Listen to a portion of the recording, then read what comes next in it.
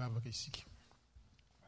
Misaotra anao izay Andriamanitra rainay, ny lalan'i Jesosy Kristy Tompo sy mpamonjy anay. Raha hanomenao koa ty andro mahafinaritra izay ny andro maraina nampahery anay, nampiorona anay ary nahatonga anay haniry andre bebe kokoa. Ny atelier samihafa izay natrehinao ary nampaherezanao anay dia mitondra fitahiana ho anay zany. Ankehitriny izay resaka koa ny amin'ny epistily ho an'ny Galatiana sy ho an'ny Efesiana, ny hevi-dehibe ao anatin'ireo dia mangataka anao hanazava zany aminay araka ny fombanao, dia mitenena fanahy masina tsara indrindra. Fa ny feonao dia lazany marina aminay ny amin'ny teninao. Misaotra Tompo. Amen. Berena sy maro ahina amin'reto zavatra reto, kanefa vita tsara ihany amin'ny farany. Ny fampianarana ataontsika androany toy ny omaly. Fa ny lohateny ataontsika zany dia fampitahana ny epistily ho an'ny Galatiana sy ny epistily ho an'ny Efesiana, dia ny hevi-dehibe ao anatin'ireo. Maro ny hevitra ao anatiny fa singatsingantsika vitsivitsy ihany satria tsy ho vita na dia androany tolakandro manontolo azy any hevi-dehibe lazainy Paoly ao. Ka ny horesantsika dia ny amin'ny fahasoavana, ny amin'ny lalàna, ny amin'ny asa tsara sy asa soa. Ireo zany raha mahavita andreo tsika androany dia efa mahavita dingana lehibe zany. Ny zavatra tiako hidirana voalohany dia fampitahana kapobeny ireo epistily na ireo taratasy anankiroa. Ny momba ny Galatiana dia efa nataoko omaly zany. Dia izy ianao hoe kazay tsy teo omaly. Tsy maninona fa dalatora Jakoba dia efa namintina azy tamin'ny maraina. Ary efa feno dia feno zany ny hoe fijerena atao indray mijery ny epistily ho an'ny Galatiana. Ka tsy verenantsika ny amin'izany, fa ny anomboantsika avy hatrany dia ny epistily ho an'ny Efesiana. Ny epistily ho an'ny Efesiana dia voasoratra soratan'i Paoly tany Roma tamin'ny taona 80 na 200 andron'ny Tompo. Zany dia tamin'ny fotoana ny toerany tamin'ny Roma ny andry ny hitsaran'ny empereur azy. Zany dia voalaza amin'ny asan'ny apôstôly 7:20 andiny 7 hatramin'ny 1:30. Ny antony nanoratany dia ho fampiorenana ny Efesiana amin'ny fahasoavana izay namonjena azy amin'ny finoana. Efesiana 2:2-9 sy ho famporosiana azy hazoto hitana ny firaisana avy amin'ny fanahy amin'ny feim-pihavanana. Efesiana 2:4-2. Paoly dia nitsidika matetika ny Efesosy tamin'ireo dia misionera nataony, ary efa nampianatra 2 taona tany Efesosy izy tamin'ny école biblique voalohany naorony tany. Ka fantany tsara ny olana mahazo ny fiangonana tany Efesosy izay nanafarany koa any Timoty. Rehefa nandefa any Timoty izy hitandrina ny fiangonana tany Efesosy dia nafarany hoe mba handidianao ny sasany tsy hanao fampianarana hafahafa na hitandrina ny anganongano sy tantara-pirazanana tsy hitalany izay mahatonga ady hevitra fa tsy mampandroso ny fitondrana araka an'Andriamanitra amin'ny finoana. Timoty 1:7-4.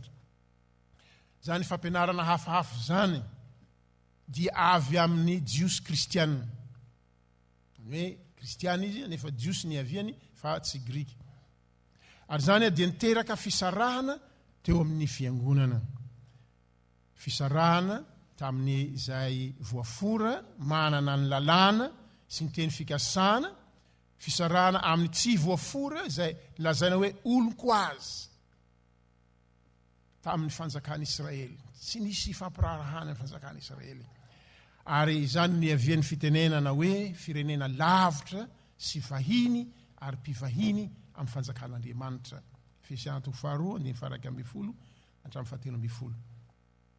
toy ny epistily ho an'ny galatiana dia manoratra ho an'ny mino avy amin'ny grika na ny gentilisa Paoly eto ka manome toky azy ny amin'ny fototra iorenany maha zanak'Andriamanitra ao amin'ny Kristy ny olom-baovao zany izay noforon'Andriamanitra ao amin'i Jesosy tamin'ny fahasoavany hazo fijaliana sy ny hery ny fitsanganany tamin'ny maty ary ny fiakarana ny an-danitra sy fipetrahany eo ankavanan'Andriamanitra ray.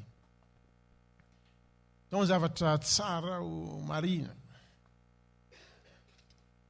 Lazainy Paoly eto amin'ny Efesianina fa tranga iray ihany ny fampihavanana ny Israely sy ny firenena hafa ao amin'ny tenan'i Kristy sy ny fampihavanana ny olombelona amin'Andriamanitra ary ny fanorenana sy fandrafetana ny tenan'i Kristy ny fiangonana zany ho trano onenan'Andriamanitra amin'ny fanahy.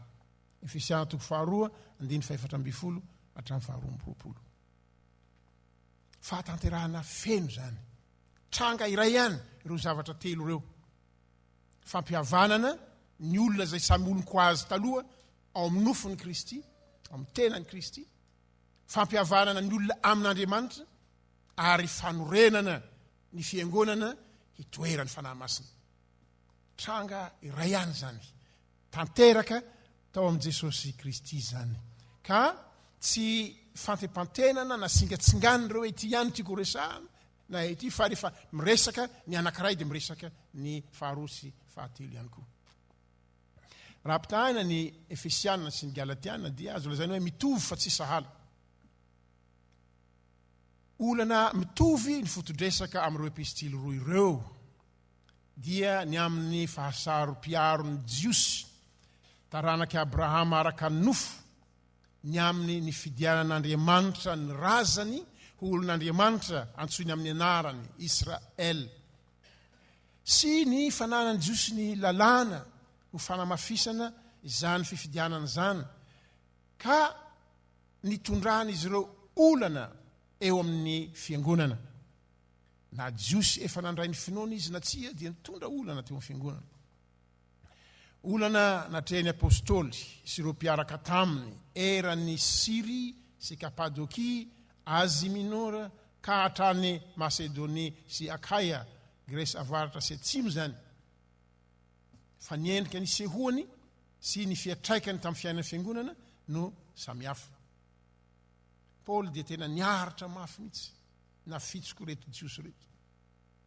Asan'ny apôstôly 7:12-13 raha vao nanomboka ny misiony i Paoly ka nitoro-teny ta Damaskosy dia nitohery ny Jiosy mafy ary dia fantsangana nitetika hamono afaty azy. Dia voatery tsy maintsy nampandosiriny izy. Asan'ny apôstôly 7:17-7 raha tany Antiokia ny Pisidia Paoly dia nitohery ny Jiosy ny fampianarany. Satria Paoly miditra any amin'ny sinagoga dia mampianatra ho any amin'ny Jesosy nombona tamin'ny hazo fijaliana zanak'Andriamanitra mahavonjy. Dia nitoheriny izy ireo ary noroany hiala ny tanàna. Anankiray koa asan'ny apôstôly 4:7 dia lasa tany Lustra Paoly sy Silas. Ary nahasitrana olona izy teo amin'ny place publique teo amin'ny tsena. Niorakoraka be le olona izay paralitika sitrana. Dia tonga ny olona hoe Andriamanitra avy any amin'ny Andriamanitra ny Grika reto dia hanao fanatitra hamono omby ho azy. Rehefa tsy nety hamonoana fanatitra Paoly sy Silas dia nidirany Jiosy amin'izay nenjeny hoe reto ane olona mpamitaka fotsiny notorahany vato ary nataony hoe maty dia nariany ery ivelan'ny tanàna ery. Kanjo rehefa avy eo tambelona ihany izy. Mbola tsy tena maty zany Paoly. Na efa maty izy fa mivelo amin'ny tompo. Ka ny hoe mitovy fa tsy sahala dia izao tany Galatia ny mino avy amin'ny gentilisa dia nalaky votoana hanaraka ny fanangolen'ny kristianina judaista. Ka nanaiky hofirana sy hanao fombafomba hafa izay takiny lalàny Mosesy. Marina fa reny fombafomba hafa takiny lalàny Mosesy reny dia tsy mba nahazo an Jesosy reny. Ary zany nanjehan'ny jiosy an Jesosy koa fa na sabata aza ny andro ka misy marary eo dia manasitrany izy. Sabata ny andro, nona ny mpianatra, entiny miditra ery amin'ny tany katsaka ery dia makakatsaka dia mihinana tanana tsy misasa. Eo ny Jesosy hoe lera angaty tena tsy manaraka ny lalàna. Tany Efesosy indray kosa dia nalaim-panahy ny jentilisa kristianina noho ny fanilikiliana nataony ireo izay niseho ho tompony teny fikasana. Nalaim-panahy izy ireo hiverina amin'ny fomba jentilisa nahazatra azy talohany nandraisany ny finoana. Efesiana 2:7-7. Koa raha teny mafy fanaony mpampianatra no nataony Paoly ho an'ny Galatianina. Ry Galatianina dala, iza namosavy le iza? Ny mpampianatra enti zany. Galatiana 2:7. Zany nataony mba hampiverin-dalana ho amin'ny fahasoavana sy fahafahana ireo zay niala tamin'izany fahasoavana zany. Fa amin'ny Efesiana kosa dia teny ray aman-dreny ho fanorenana finoana fitarihan-dalana fiangonana no nataony Paoly. Koa arak'ireo tsinjo roa samihafa ireo na perspektivy samihafa no isian'ny tsindrim-peo samihafa koa amin'ny hevi-dehibe ampiasain'ny apôstôly araka ny andinitsika azy ito. Ny resantsika voalohany dia ny fahasoavana, ny charis amin'ny Grika. Ny atao hoe charis dia mandray ivon-toerana sy miorina lalim-paka amin'ny teolojia sy soratra ary fiainam-panahin'ny apôstôly Paoly dia ny amin'ny fahasoavan'Andriamanitra zany. Amin'ny testamenta vaovao ny epistily nosoratan'ny Paoly dia ahitana ny hoe fahasoavana ray amby 101.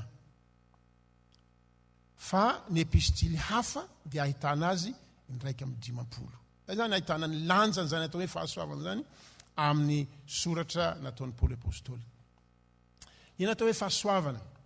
Fahasoavana amin'ny Paoly dia fahatanteраhan'Andriamanitra. Perfection de Dieu. Fanao tamin'ny teolojia, tany lolotany, tamin'ny mbola nianatra, ampianarana anay fa caractère ozy, caractère de Dieu, na attribut de Dieu. Zay nampiasain'ny olona. Kanefa raha isika voahary indray no milaza fa manome azy attribution dia ohatran'ny fanaovana fiezahana hihoatra n'Andriamanitra zany.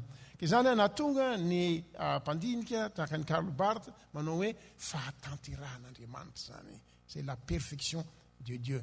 Ary zany fahatanteran'Andriamanitra zany dia miseho amin'ny herin'ny fitiavany miasa amin'ny fahafahana. Makarazana famaritana tsotsotra azo apetraka ny ina atao hoe fahasoavana dia herin'ny fitiavan'Andriamanitra miasa amin'ny fahafahana. Fa ny Andriamanitra izay tompon'ny Paoly sy toriny ho rain'i Jesosy Kristy dia Andriamanitra hafa no ny an'ireo Grika. Ny Andriamanitra Grika dia mihataka izao tontolo izao ary tsy miovaova amin'ny hetsi-po, tsy mifandray, tsy miditra en relation fa mitokanana izy. Ary izany ny Andriamanitra Paoly koa rain'i Jesosy Kristy dia hafa noho ny Andriamanitra ny Jodaista izay mamaly ny olona araka ny fahamendrehany soritany lalàna. Ny Andriamanitra torin'ny Paoly kosa dia Andriamanitra fahasoavana izay mampisy izay tsy Andriamanitra akory. Tahaka hoe izao tontolo izao ny olombelona tsy Andriamanitra akory, tsy dia misy izay tena ilany azy nefa mampisy azy ary mifandray aminy, mitahy sy manasoa azy. Na dia tsy ilainy tena ny aza ny hanao zany fa ataony amin'ny fahafahana, ataony amin'ny fitiavana.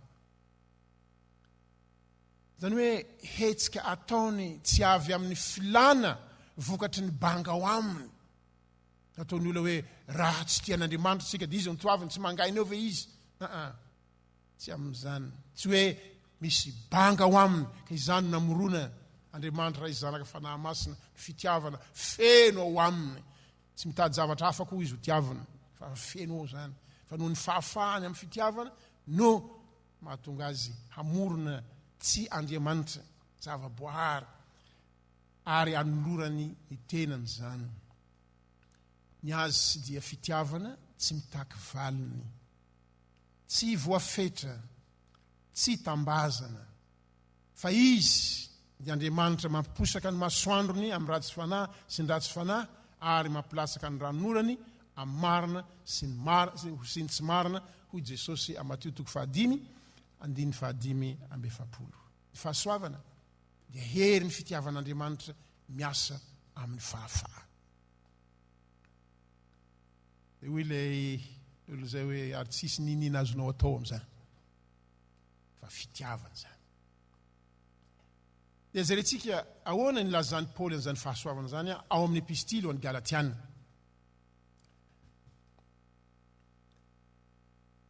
Isan'ny anambarany Paoly ny amin'ny fahasoavana amin'ity epistily ity. Voalohany indrindra ny fahasoavana dia mikasika ny fanamarinana antsika mpanota na ny fandraisan'Andriamanitra ny mpanota ho mpandova ny fanjakany mandrakizay. Lazainy Paoly fa tahaka ny tamin'ny Abrahama dia amin'ny finoana no andraisana ny tenin'Andriamanitra ny amin'ny fananganany ny mpanota ho zanany fa tsy amin'ny fahamendrehana avy amin'ny fanarahana ny lalàna. Fa tsy natao ho amin'izany ny lalàna satria tsy misy nofo ho hamarinina amin'ny asan'ny lalàna. Galatiana 2:9. Ary hamafisy ny Paoly fa amin'ny asan'ny lalàna dia tsy misy olona hamarinina eo anatrehan'Andriamanitra. Galatiana 3:1-2. Ary dia lazainy mazava hoe dia tafasaraka amin'ny Kristy ianareo na iza izay mitady ho hamarinina amin'ny lalàna fa efa lavo miala tamin'ny fahasoavana ianareo. Fahasoavana no hamonjena. Fahasoavana no andraisan'Andriamanitra antsika ho mpandova ny fanjakany mandrakizay. Fa misy hevitra faharoa lazainy Paoly koa ny amin'ny fahasoavana. Dia izao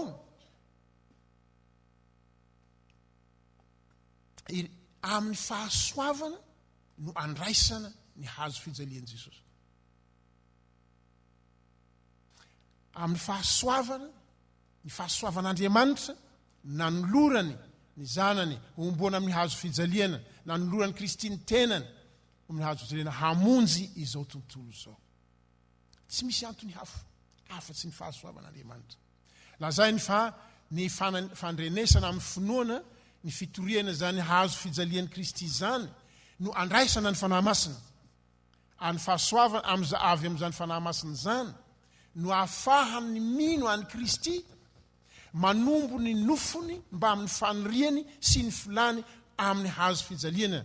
Sy ahafahany koa miteny hoe fa sanatria raha mba misy ataoko rehareha afa-tsy ny hazo fijalian'i Jesosy Kristy tompontsika izay na voahombo izao tontolo izao tamin'ny hazo fijaliana raha ny amiko ary zaho kosa noho ny amin'izao tontolo izao. Teolojia hafa ny amin'ny hazo fijaliana zany resahan'ny Paoly zany. Hafa tanteraka zany. Dia ny ilazany fa miombona amin'izany hazo fijalian'i Kristy zany koa isika. Tsy hoe miara mitondra ny hazo fijaliana fotsiny fa miara nohomboana tamin'i Kristy ary manaiky ny homboana amin'ny hazo fijaliana miaraka aminy. Zany fijery ny hazo fijaliana zany dia miainga avy amin'ny fahasoavana fa tsy avy amin'ny lalàna. Fijery hafa dia hafa zany. Ka tsy mbola iresaka an'izany eto alohantsika fa misy lohahevitra manokana mikasika ny hazo fijaliana ataontsika rapitso dia amin'izay no anehoantsika hoe inona no mahasamihafa ny fijery ny olona izay mijery ny hazo fijaliana avy amin'ny lalàna sy Paoly apôstôly izay mijery ny hazo fijaliana avy amin'ny fahasoavana ary dia mitondra zava-dehibe amin'ny fiainany mino zany. Ao amin'ny epistily ho an'ny Efesianina indray kosa dia misy hevi-dalina hafa entin'ny Paoly manambara ny fiasan'ny fahasoavan'Andriamanitra. ny teny zay niovakiny pasteur Emandriny teo fisiana toko voalohany ny fahatelo hatramin'ny fahaenina dia ilazana ny amin'ny atao hoe fahasoavana mandrakizay. Mahavarina fa maro ny olona tsy mamaky an'io andiny telo rehefa atoro azy hoe ty bavakio dia izy hoe ngay misy an'io nahoana anao tsy namaky an'io angamba tsy azo rehefa mamaky azy tsy azo nalazainy dia avelany. Fa zany fahasoavana zany dia antsoin'ny Paoly ho ny voninahitry ny fahasoavana. Teny frantsay ny lazainy Karl Barth azy dia le triomphe de la grâce. Ahoana zany ny voninahitry ny fahasoavana zany. Milaza zavadalina i Paoly apôstôly eto.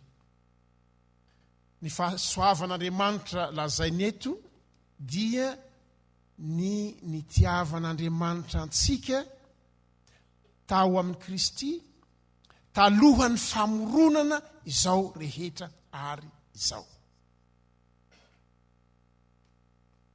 Goavana be zany. Nisy ramatoa zay ny anso talohan'ny andehanana etaty. Izy hoe tsy azoko pasteur. Fa ngamo tsy taoriany nanontany olona vao ny forona ny fahasoavan'Andriamanitra. Dia zao io lazainy soratra masina ahoana lazainy aminao? Atao hafahafa. Dia nandany fotoana nanazava aminy. Tsy hafahafa fa io no atao hoe fahasoavana mandrakizay. Hoe ny nitiavan'Andriamanitra antsika tao amin'ny Kristy talohan'ny famoronana izao rehetra ary izao. Tamin'ny fitiavana agape Andriamanitra dia efa nifidy sy nanendry antsika ho zanany hiombona fiainana ao amin'ny Kristy Jesosy. Dia ilay teny mitafy nofo tao amin'ny grika hoe logos and sarkos tao amin'ny mandrakizay. Raha nijery ny zanana tao mandrakizay Andriamanitra dia efa nahita anao izy. Zay ilay fahasoavana zany.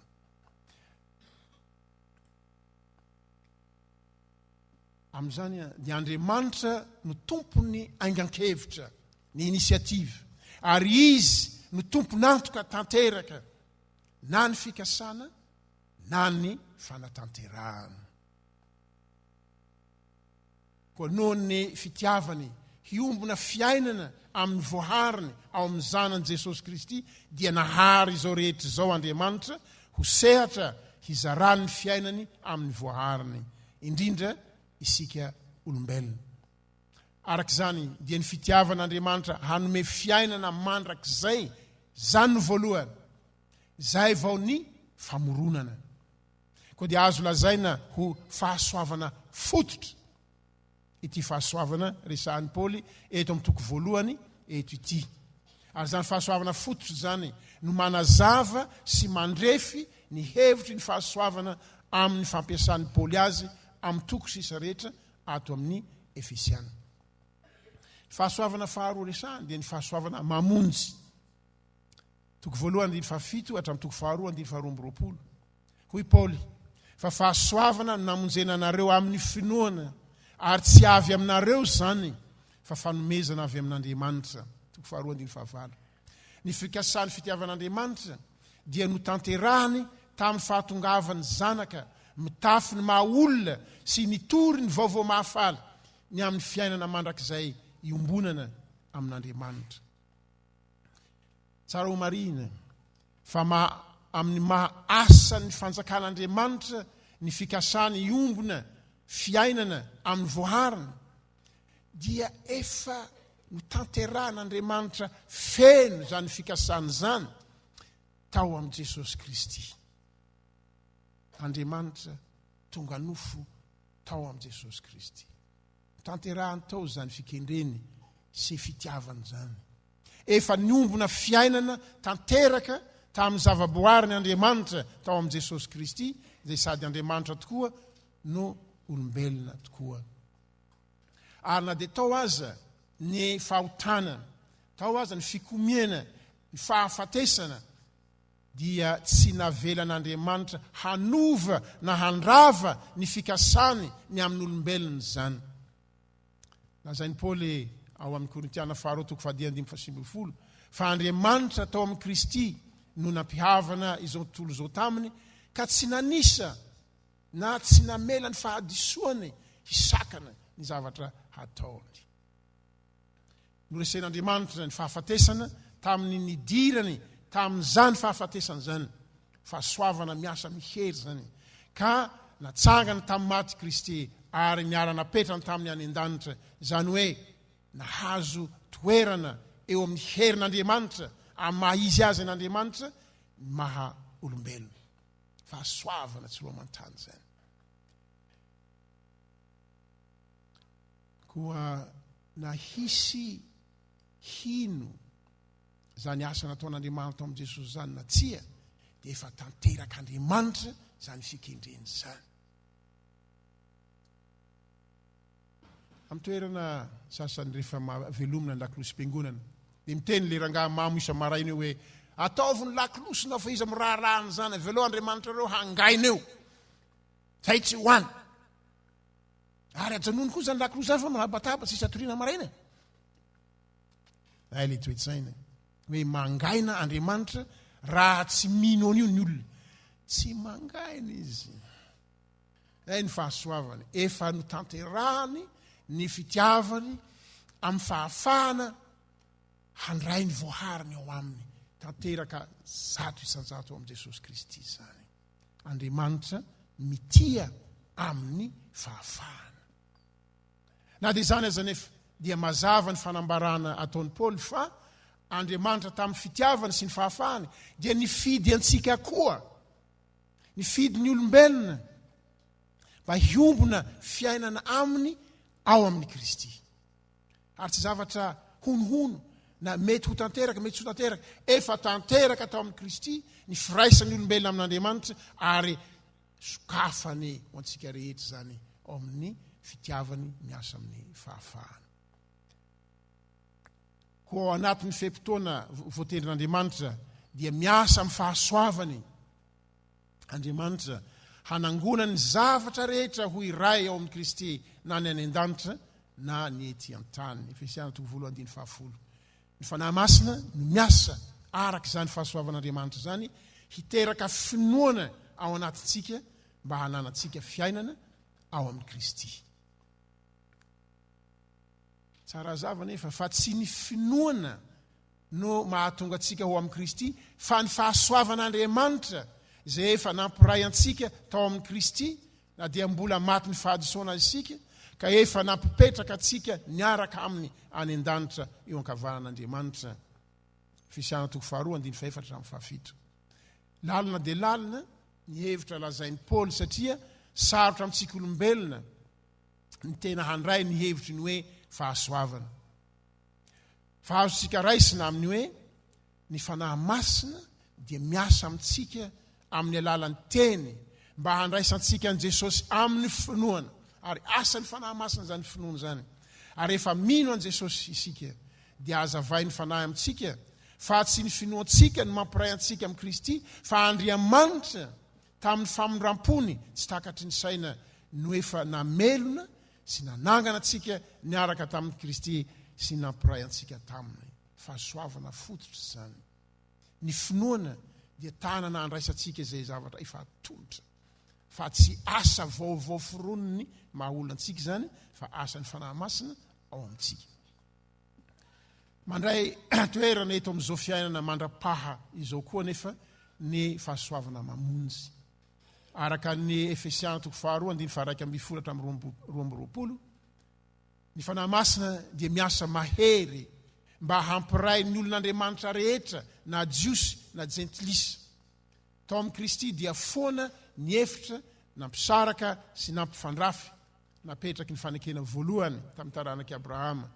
Fa ao amin'ny Kristy dia tonga ankohonana iray ny olona rehetra, fahasoavana koa zany. Ao anatin'ny fehimpotoana voatendry koa no ananganan'Andriamanitra ny tempoly vaovao miorina sy mirafitra amin'ny Kristy. Efesiana 2:2-7 mifolatra amin'ny 2:20. Ko ankehitriny ao amin'ny fiangonana dia efa iainany mino sahady ny fahatanterahany fikendreny fahasoavana fototra, ary zany no fahasoavana mamonjy. Karazana fahasoavana resahan'i Paoly koa amin'ny Efesiana dia ny fahasoavana hoenty manompo na ny fiantsoana ho amin'ny ministera na ho pasteur zany na ho évêque na ho mpiandry. Paoly dia manao ho fahasoavana manokana na lazainy hoe ekonomia ny fahasoavana, ny fiantsoana azy hanambara ny zava-miafina ny amin'ny fikasan'Andriamanitra dia ny hitondra ny fiangonana indrindra ny avy amin'ny jentilisa hahatratra ny ohatry ny hafenoan'i Kristy.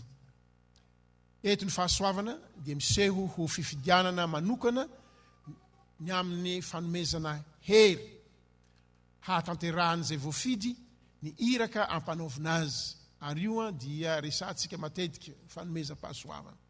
Fahasoavana izay mampahefa izay antsoiny hanatanteraka ny iraka. Koa dia tsy fanomezana herim-panahy mba ahazo ampamonjena zany, fa mba hahatanterahana ny antso ny olona efa voavonjy nomeny zany hery zany. Koa na dia atao anatin'ny fahoriana azy ai Paoly, figadrana imbetsaka. Zay toerana rehetra nalalian'i Paoly dia nampigatra azy araka filazan'ny olona hoe rehefa mamangy tanàny Paoly dia any amin'ny prison ny afarany.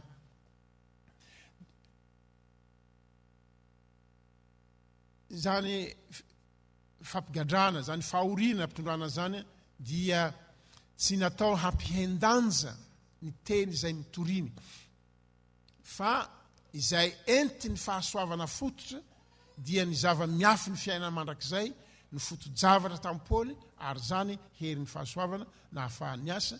Ny Efesiana 4:7-10. Tsy Paoly rery nefa no nomena izany fahasoavana zany, fa mpanompo maro teo amin'ny fiangonan'i Kristy, ny apôstôly, ny mpaminany, ny evanjelista, mpiandry sy mpampianatra. Ireo dia nomeny Kristy fanomezam-pahasoavana mba hanofana sy hanome fahaiza manao ho an'ny olona masina, araka lazaina amin'ny teny frantsay hoe pour équiper les saints, ho amin'ny asany ministère.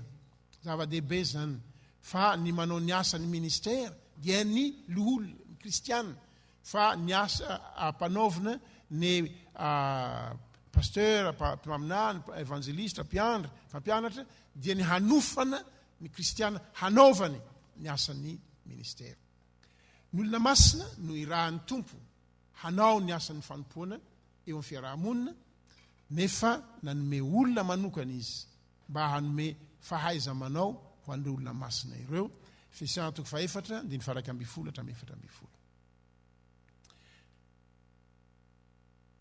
Rehefa vakina ndray mipetraka izao ny Efesiana dia ahitana araka ny tenin'ilay teolojiana sinoa anankiray Watchman, misy fizarana telo lehibe ao. Dia fizarana telo lehibe dia hoe mipetraka, mandeha ary mifahatra. Mahafinaritra zany sary zany. Zany mifanohitra amin'ny hevitsika zany. Itsika moa dia hoe mandeha aloha dia avy eo mifahatra dia mipetraka. Fa ny lazain'i Paoly ato amin'ny Efesiana dia mipetraka aloha, mipetraka any an-danitra miaraka amin'ny Kristy, araka ny lazana azy amin'ny toko voalohany. Dia rehefa miaraka mipetraka any an-danitra dia miara-mandeha amin'ny Kristy. Tsy hoe rehefa mipetraka dia ao tsy mihetsika ao, fa miara-mandeha aminy, ary sady mandeha no mifahatra. Fa tsy hoe mandeha aloha zao dia mandeha amin'ny lalana tsy tokony aleha, fa sady mandeha no mifahatra. Fa rehefa jerena amin'ny lafiny atao hoe fahasoavana indray dia mizara telo toy izany koa ny eo amin'ny epistily Efesiana: fahasoavana mampiorina, fahasoavana mampandeha, fahasoavana mampifahatra. Ny amin'izany fahasoavana mampandeha zany 4:7-7 hatramin'ny 4:9-7, ny mino tarihiny fanahy masina ary eo ambany fahasoavan'Andriamanitra dia tsy mandeha intsony toy ny oniko azy amin'ny fiainan'Andriamanitra, fa olona mandeha toy izay mahalala tsara izay izorany dieny dia ny fiainana mandrakizay ao amin'Andriamanitra.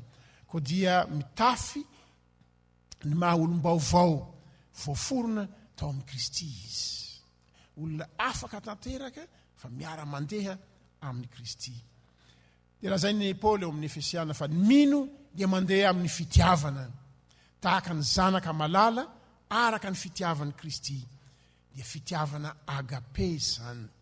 Toko 5:1 hatramin'ny toko 6:7. Ny fampianarana etika kristiana ataon'ny Paoly eto dia mahakasika indrindra ny fampitandremana amin'ny fahasimban'ny fitiavana. Zany dia ny fijangajangana, ny fahalotoana, ny fieremana. Toko 5:1 hatramin'ny 7. Manaraka izany ny tsy fisian'ny fitiavana izay fahamaizinana indrindra. Nefa Kristy ny fahazavana. Toko 5:7 hatramin'ny 1:20. Ary ny fitiavana eo amin'ny fiainan'ny ankohonana, ny vavy sy ny lahy, zanaka sy ny ray aman-dreny ary ny mpanompo sy ny tompo. Feno zany filazan'ny Paoly ny amin'ny fahasoavana mandeha zany. Fa resahany ihany koa amin'ny toko 6:10 hatramin'ny 4:20, fahasoavana mampifahatra amin'ny finoana. Lazain'ny Paoly fa Andriamanitra dia manome fiadiana samihafa ho an'ny mino mba hifaharany amin'ny fanafiana ataon'ilay ratsy. Izany fanafiana zany dia tsy han'ny nofo aman-drà na zavatra fandraika amin'izany. Fa ny fahavalo resahan'ny Paoly dia ataony hoe autorité, pouvoir, dominateur de ce monde de ténèbres aux esprits du mal qui sont dans les cieux. Ireo rehetra ireo dia mikendry hiady amin'ny fahasoavana fototra dia amin'ny zava-miafina ny amin'ny fikasan'Andriamanitra ka ahatonga ny olona hiroaroa saina. Eny, fa na dia izay efa mino azy ka alaim-panahy hisalasala ny amin'ny fahasoavana fa hitoky na hirehareha amin'ny asa tao.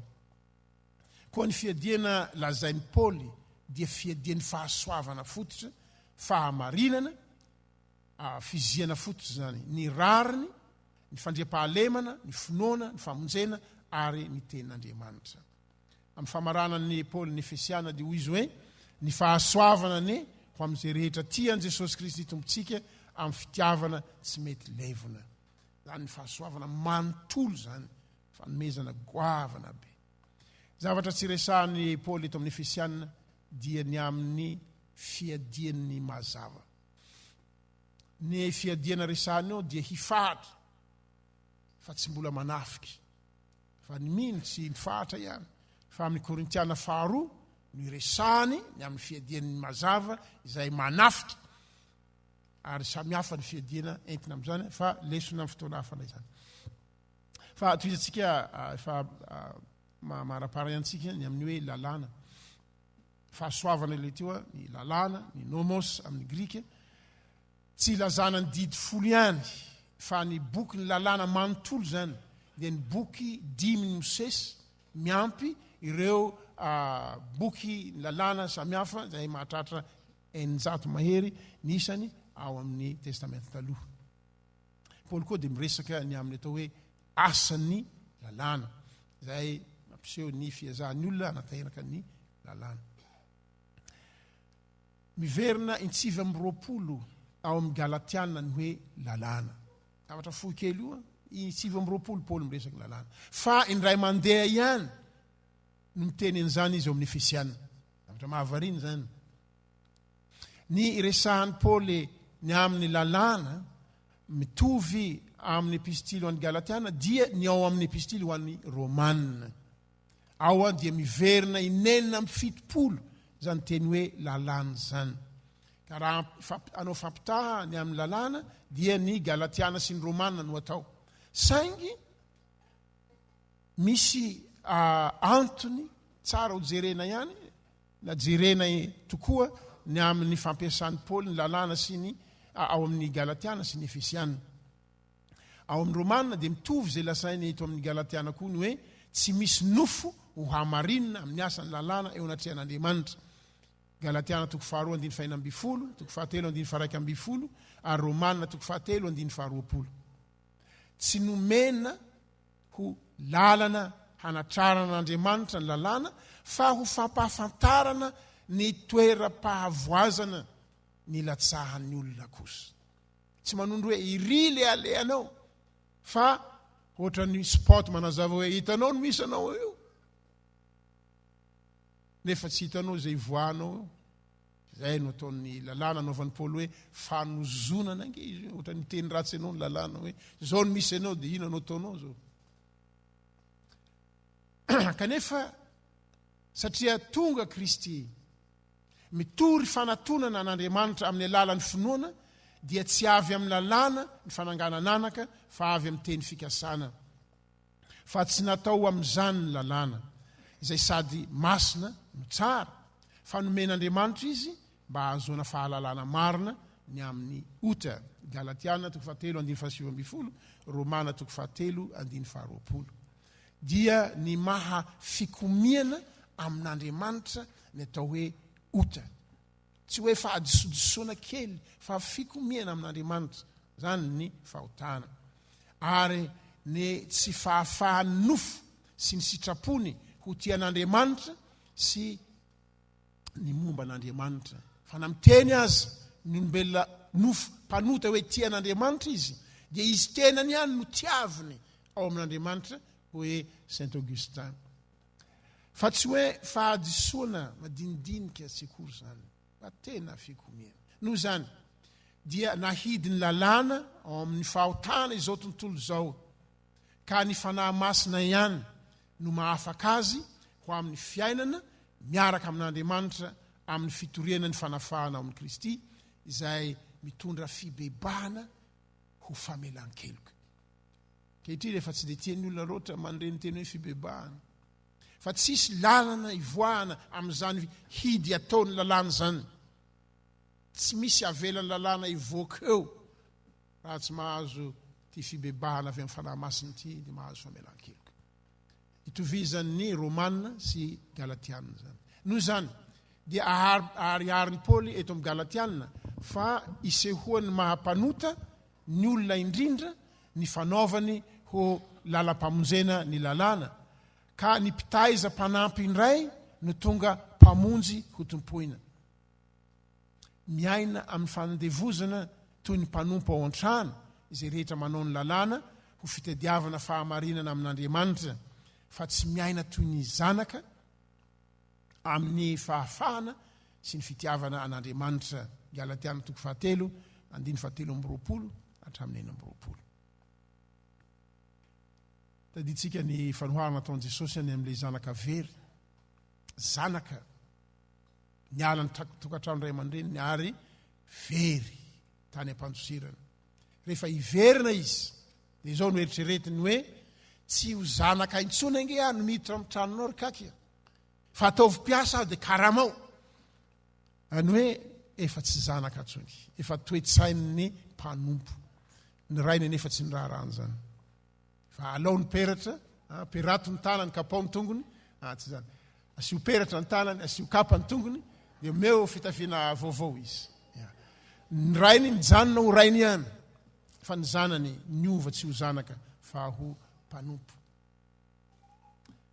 Ny sary henjana kokoa anehoan'ny Paoly zany fahandevozany zany dia ny amin'ny Sara sy Hagar.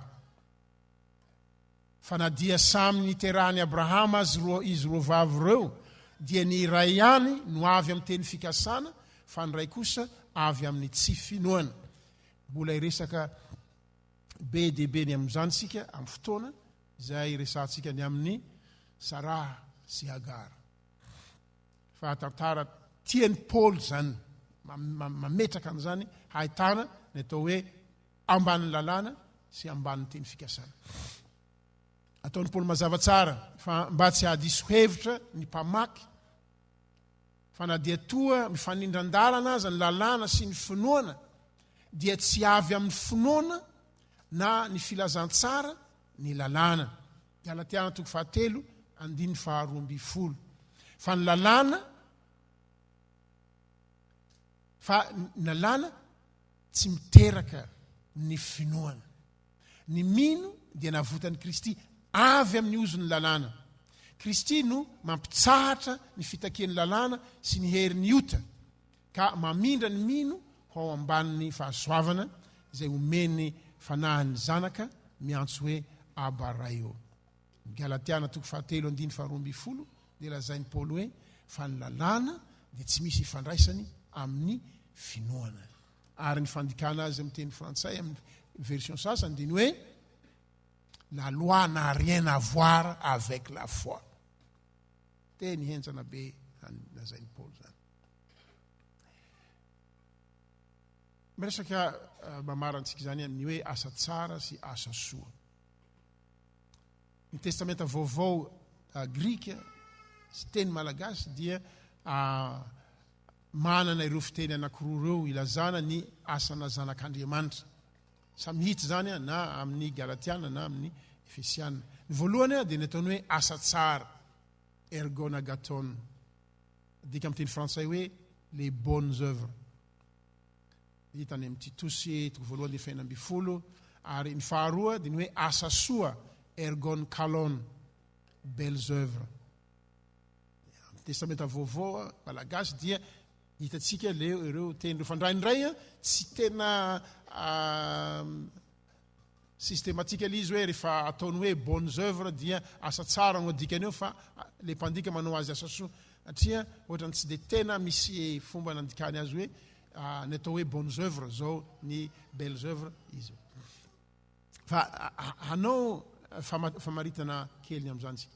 Ny atao hoe asa tsara dia izay ataony mino amin'ny fiainany andavanandro ka anehoany ny hatsaran'Andriamanitra eo anivon'izao tontolo izao.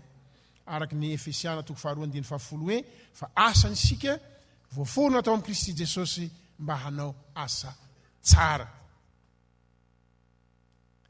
Ny mino amin'ny asany sy andraiky ny andavanandro dia maneho excellence fa tsy médiocrité. Ry asa tsara. Na ingénieur le olona, na mpamafalalana izy, na mpamily fiarakodia izy, ninina asa taony ama kristiana azy dia manomeny tsara indrindra izy. Zay ny asa tsara zany. Io ny pilipitra itoriany. Ny teny Martin Luther King hoe rehefa ny kristiana mamafalalana ho izy any Memphis dia tonga eo ny anjely dia mijery hoe zanak'Andriamanitra nandio an'ity lalanyity. Ary ny olo-kafa koa mahita hoe tahaka an'izao ny asany atao hoe kristiana. Zay le asa tsara zay zany, les bonnes œuvres. Ary hita amin'ny toerana maromaro amin'ny testamenta vaovao, ny mino amin'ny asa sy andraika ny andavanandro dia maneho an'izany excellence zany. Any tsy ahitana reny hoe mametraha kely ny Madagasikara moa efa be dia be zany.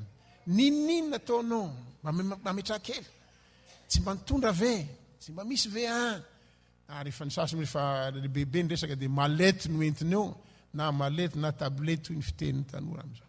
Tsisy an'izany ihany. Fa les bonnes œuvres dia asa atao amin'ny excellence noho ny amin'ny maha zanak'Andriamanitra. Fa ny asa soa kosa dia asa ataony mino ao amin'ny fiangonana sy amin'ny anarany fiangonana. Asa zay sady tsara no mevo zany, maneho ny voninahitry Kristy lohan'ny fiangonana sy ny fitiavany, araka ny teniny hoe aoka hazava eo mason'ny olona toy izany koa ny fahazavanareo mba ahitany ny asa soa ataonareo ka hankalazany ny rainareo izay any an-danitra. Mateo toko 5:5. Samy antsoan'ny tompo ny mino avokoa ireo, ary ny fanomezany fanahy masina no entiny manatanteraka izany.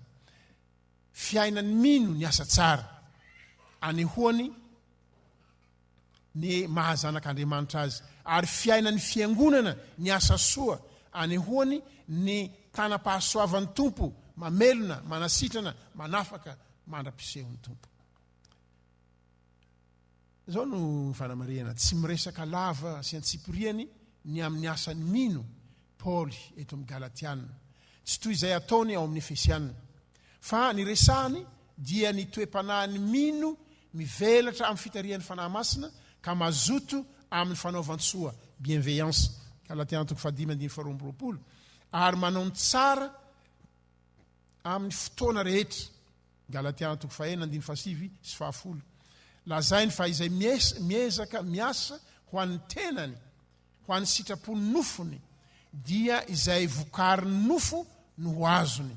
dia ny fahalovana fahafatesana zany fa izay miasa araky ny fitarian'ny fanahy masina dia izay vokatra avy amin'ny fanahy no azony dia fiainana mandrakizay zany noho izany hoy Paoly aoka isika tsy hoketraka hanao asa tsara amin'ny olona rehetra indrindra amin'ny mpianakavin'ny finoana izany asa tsara ataony zany dia tsy atao hilana dera na firehareana fa hanasoavana ny hafa tokotokoa ary amin'ny fanaovana izany asa tsara zany no anekeny mino ho voahombo amin'ny hazo fijaliana ho an'ny hafa ka ho velona ho an'ny mino ka velona ao amin'ny mino Kristy zanak'Andriamanitra io dia ataoko hoe mbola resantsika amin'ny manaraka fa zava-dehibe ny lazany Paoly fa amin'ny fiainanao dia manolotra ny tenanao hohombona miaraka ny Kristy ho an'ny hafa asa tsara zany ao amin'ny epistily ho an'ny Efesiana dia apetraky Paoly mazava eo am-panomboana fa Andriamanitra raintsika dia Andriamanitra miasa fa asa tsarany no foronony tao amin'ny Kristy isika ka irahany handeha sy hamokatra asa tsara Efesiana 2:10 izay miara mipetraka amin'ny Kristy any an-danitra dia miara mandeha aminy koa amin'ny asa tsara sy ny asa soa eo amin'ny fiarahamonina tsy zavatra amboamboarina na anaovanova na fanapahakevitra manokatokana zany hoe hanaovy asa tsy hanao fa efa fiainany mino ny miara mandeha amin'ny tompo sy amin'ny fiangonana manontolo ny mitafy any Kristy miaina arak'izany tsy mandeha irery ny olon'olona zaho ihany manao an'ity nareo tsisy mahazo manao an'ity tsy zany fa amin'ny fiombonana masina hoy Paoly Efesiana 4:1-5 ka mazoto mitana ny firaisana avy amin'ny fanahy amin'ny fehim-pihavanana ireo zay niara-nipetraka any an-danitra dia miara mandeha amin'ny Kristy koa ety an-tany indraindray eketsika ilay mifamadika amin'izany ny hoe ianao tsy mahay mihavana amin'ny ranona sy ranony io rehefa tonga any an-danitra vereo ianao tsy hiditrany fa etona zay ny Paoly dia ny famadika amin'izany satria ireto efa miara mipetraka aminao any an-danitra miara mandeha aminy koa ianao ety an-tany tsy misy fifanavakavahana zany ary mandeha amin'ny fanetrentrena tsy miboaboaka na miavona fa mahari-po mifandray tsara amin'ny olon'Andriamanitra amin'ny fiangonana mandeha mitafy an'i Kristy dia toetra vaovao amin'ny fahendrena sy ny fahamarinana miala amin'ny fanao ratsy teo aloha Efesiana 4:17-20 ary mandeha amin'ny fitiavana mamonjy sy mamelona ny hafa fa tsy fitiavan-tena hetsehiny firan-dratsy sy ny fieremana intsony Efesiana 5:1-7 dia hoe Paoly koa amin'izany dia aoka hanahaka an'Andriamanitra ianareo tahaka ny zanaka malala ary mandehana amin'ny fitiavana toy ny tiavan'ny Kristy anareo dia nanolorany ny tenany ho fanatitra sy ho fanavotana amin'Andriamanitra ho fanatitra alatsadra hamonjy antsika hoy Paoly hoe mandehana amin'ny mahazanaky ny mazava tsy misy feo tsy misy tabataba nefa miasa ny mazava asan'ny fahazavana mahagaga raha tsisy mazava maty zao rehetra zao fa tonga eo izy tsy manabataba an'izaniza fa miasa mahery na ny fahazavana zany dia hoy Paoly hoe sika dia zanaky ny mazava amin'ny fahatsarana rehetra mandeha amin'ny rarina sy ny marina ka manohitra ny asan'ny maizina rehetra Efesiana 5:1-20 ao amin'ny fiarahamonina sy eo amin'ny ankohonana ary eo amin'ny firenena manahirakirana amin'ny fiangonana miresaka izany ankehitriny indrindra ny Madagasikara fa ohatra ny horokorona any am-piangonana dolo ny olona fa tsy afaka mijoro amin'izany hoe zanaky ny mazava teny eo anivon'ny fiarahamonina azo eritreretina ny antony sy ny resahan'ny Paoly momba ny asa tsara amin'ny Galatiana dia ny tsy hampifangaro ny asa avy amin'ny lalàna izay ataon'ny olona hahazoana fahamendrena amin'ny asan'ny finoana izay asan'ny zanaka ao amin'ny fanjakan'ny rainy. Fa eto amin'ny Efesianina kosa, satria mametraka tsara izay mahazanaka izy, dia afaka miditra tsy pirieny amin'ny asa izay atao hitondra fiainana sy fahazavana tokoa.